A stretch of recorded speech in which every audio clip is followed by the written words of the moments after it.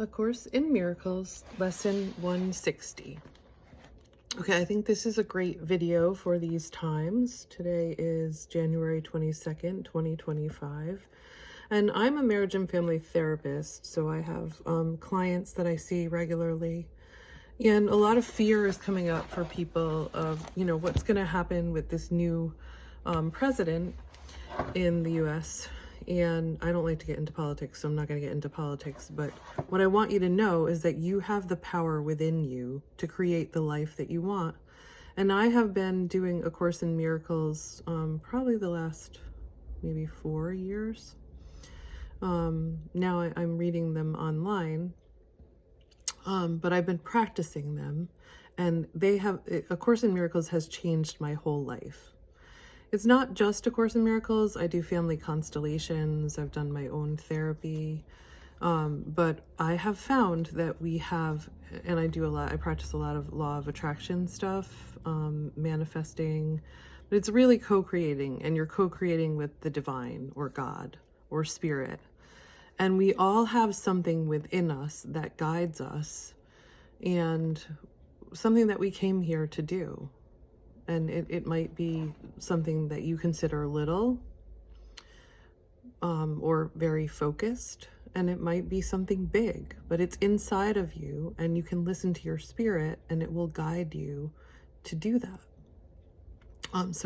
But today's lesson is lesson 160, and I think it's really great for now because it is, I am at home. Sorry about that.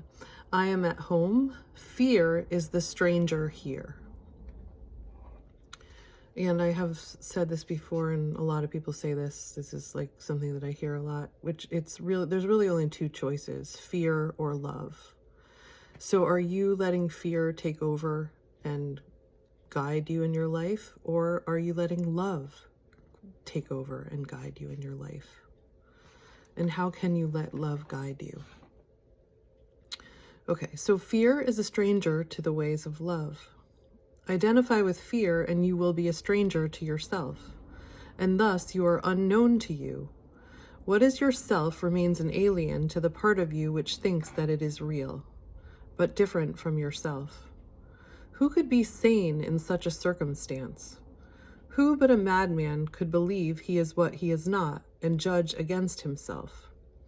There is a stranger in our midst who comes from an idea so foreign to the truth he speaks a different language, looks upon a world truth does not know, and understands what truth regards as senseless. Stranger yet, he does not recognize to whom he comes, and yet maintains his home belongs to him, while he is alien now who is at home. And yet how easy it would be to say, "This is my home. Here I belong and will not leave because a madman says I must." What reason is there for not saying this? What could the reason be except that you had asked this stranger in to take your place and let you be a stranger to yourself? No one would let himself be dispossessed so needlessly unless he thought there were another home more suited to his tastes. Who is the stranger?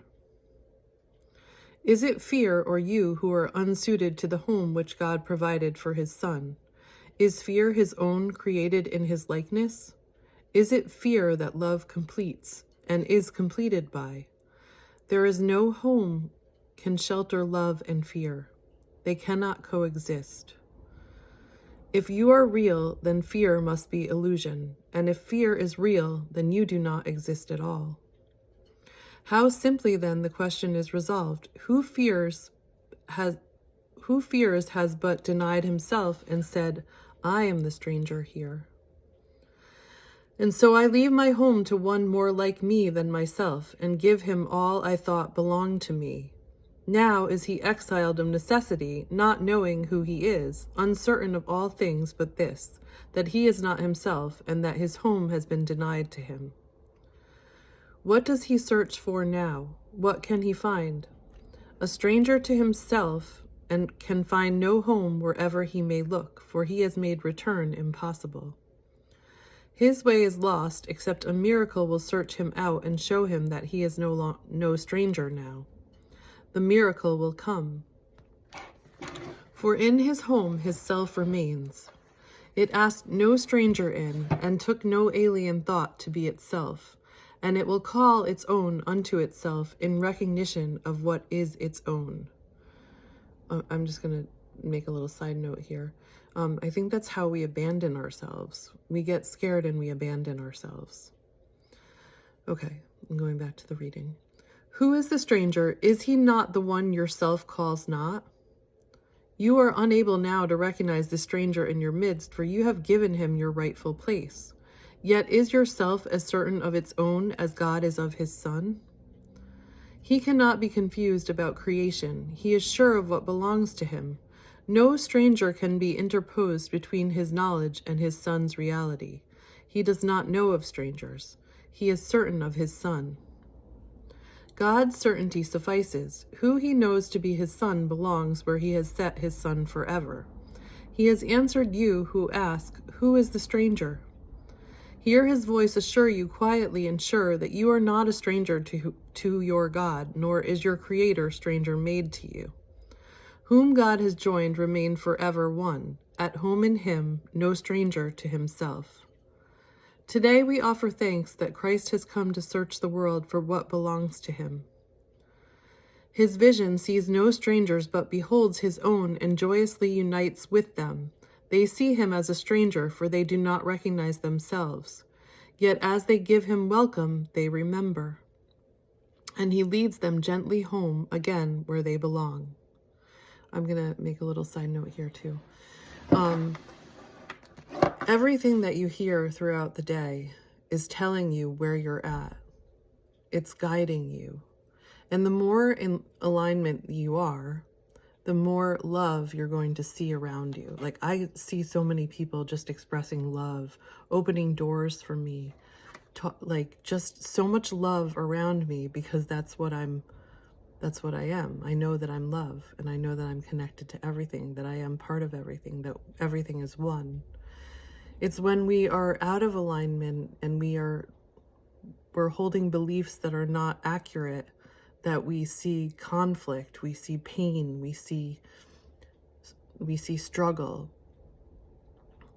It's telling us we're not in alignment. It's telling us something about something's off. It's just information. Okay, so I think I may be reading a paragraph over again. But today we offer thanks that Christ has come to search the world for what belongs to him. His vision sees no strangers, but beholds his own and joyously unites with them. They see him as a stranger, for they do not recognize themselves. Yet as they give him welcome, they remember, and he leads them gently home again where they belong. Not one does Christ forget. Not one he fails to give you to remember, that your home may be complete and perfect as it was established. He has not forgotten you. But you will not remember him until you look on all as he does. So ask yourself, how can I see this differently?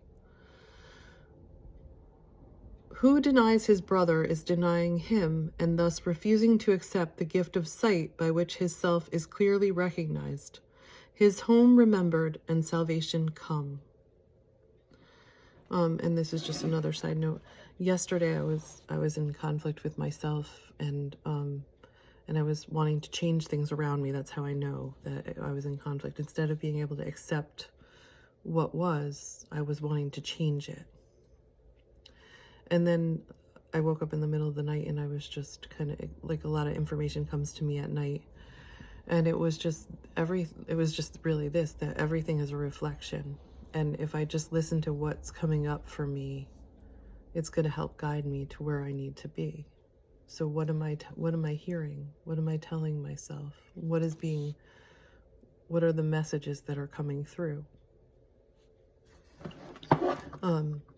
So that's lesson 160, A Course in Miracles. I am at home. Fear is the stranger here.